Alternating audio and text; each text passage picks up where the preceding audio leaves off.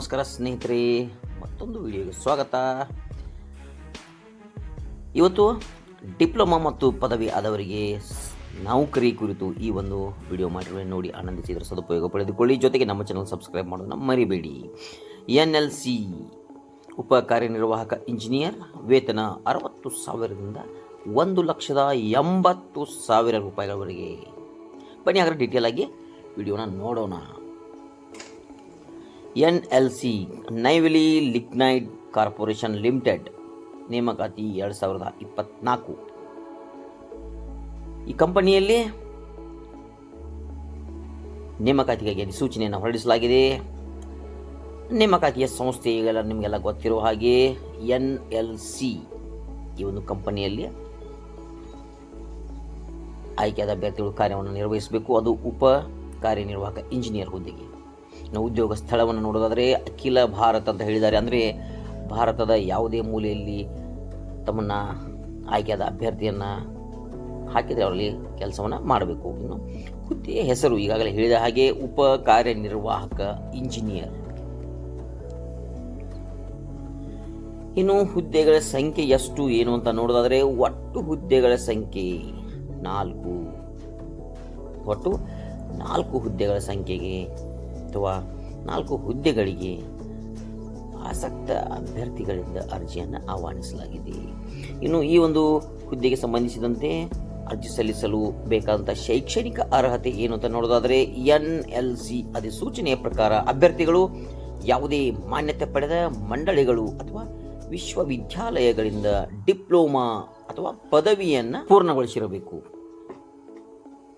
ಇನ್ನು ಈ ಹುದ್ದೆಗಳಿಗೆ ಅರ್ಜಿ ಸಲ್ಲಿಸಲು ಇರುವಂಥ ವಯೋಮಿತಿಯನ್ನು ನೋಡೋದಾದರೆ NLC ಅಧಿಸೂಚನೆಯ ಪ್ರಕಾರ ಅಭ್ಯರ್ಥಿಗಳಿಗೆ ಗರಿಷ್ಠ 32 ವರ್ಷಗಳು ಅಂತ ನಿಗದಿ ಮಾಡಲಾಗಿದೆ. ಅಂದರೆ ಕನಿಷ್ಠ 18, ಗರಿಷ್ಠ 32 ಅಂತ ನಿಗದಿ ಮಾಡಲಾಗಿದೆ. ಆದರೆ ವಯೋಮಿತಿಯಲ್ಲಿ ಕೆಲವೊಂದಿಷ್ಟು ಸಡಿಲಿಕೆಯನ್ನು ಕೂಡ ಮಾಡಲಾಗಿದೆ. SC ST ಅಭ್ಯರ್ಥಿಗಳಿಗೆ 5 ವರ್ಷಗಳ ಸಡಿಲಿಕೆ ಇದ್ದು, ಇನ್ನು OBC ವಿದ್ಯಾರ್ಥಿಗಳಿಗೆ ಅಥವಾ ಅಭ್ಯರ್ಥಿಗಳಿಗೆ 3 ವರ್ಷಗಳ ಸಡಿಲಿಕೆಯನ್ನು ಮಾಡಲಾಗಿದೆ. ಇನ್ನು ಅರ್ಜಿ ಸಲ್ಲಿಸಲು ಏನಾದರೂ ಶುಲ್ಕ ಇದೆಯಾ ಅಂತ ನೋಡೋದಾದರೆ OBC ಮತ್ತು ಇತರೆ ಅಭ್ಯರ್ಥಿಗಳಿಗೆ 854 ರೂಪಾಯಿಗಳನ್ನು ಅರ್ಜಿ ಶುಲ್ಕವನ್ನಾಗಿ ಪಾವತಿಸಬೇಕಾಗುತ್ತೆ. ಇನ್ನು SC ಮತ್ತು ST ಹಾಗೂ ಮಾಜಿ ಸೈನಿಕ ಅಭ್ಯರ್ಥಿಗಳಿಗೆ ಮಾತ್ರ 354 ರೂಪಾಯಿಗಳು ಅಂತ ನಿಗದಿ ಮಾಡಲಾಗಿದ್ದು, ಆ ದುಡ್ಡನ್ನು ಅವರು ಪಾವತಿಸಬೇಕಾಗುತ್ತೆ ಅರ್ಜಿ ಶುಲ್ಕವಾಗಿ.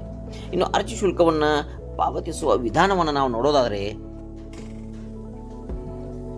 ಅರ್ಜಿ ಶುಲ್ಕವನ್ನು ಆನ್ಲೈನ್ ಮೂಲಕ www.onlinesbi.ನಲ್ಲಿ ಲಭ್ಯವಿರುವ state bank of India collection ಸೌಲಭ್ಯವನ್ನು ಬಳಸಿ ತಾವು ಅರ್ಜಿ ಶುಲ್ಕವನ್ನು ಪಾವತಿಸಬಹುದಾಗಿದೆ.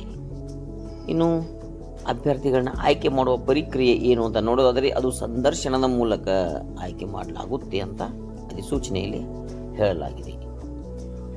ಇನ್ನು ಇಷ್ಟೆಲ್ಲ ಆದಮೇಲೆ ಅರ್ಜಿ ಸಲ್ಲಿಸುವುದು ಹೇಗೆ ಏನು ಅಂತ ನಾವು ನೋಡೋದಾದರೆ ಅರ್ಜಿಯನ್ನು ಮೊದಲನೇದಾಗಿ ಆನ್ಲೈನ್ ಮೂಲಕನೇ ಸಲ್ಲಿಸಬೇಕು. ಮತ್ತು ಹೇಗೆ ಅಂತ ನೋಡೋದಾದರೆ ಕಂಪನಿಯ ಅಧಿಕೃತ ವೆಬ್ಸೈಟ್ www.nlcindia.in ಭೇಟಿ ನೀಡಿ ಅಲ್ಲಿ ಅರ್ಜಿ ಓಪನ್ ಆಗುತ್ತೆ. ಅಲ್ಲಿ ಕೇಳುವ ಎಲ್ಲ ಮಾಹಿತಿಯನ್ನು ಸರಿಯಾಗಿ ಭರ್ತಿ ಮಾಡಿ ದಾಖಲೆಗಳನ್ನು ಕೂಡ ಸಲ್ಲಿಸಿ ಅಂತೆ ಅರ್ಜಿಯನ್ನು ಸಲ್ಲಿಸಬೇಕು.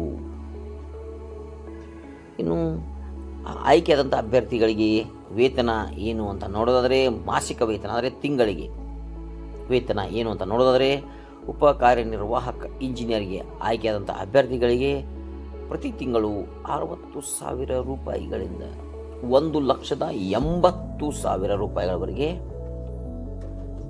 ಸಂಬಳವನ್ನು ಪ್ರತಿ ತಿಂಗಳ ನೀಡಲಾಗುತ್ತೆ.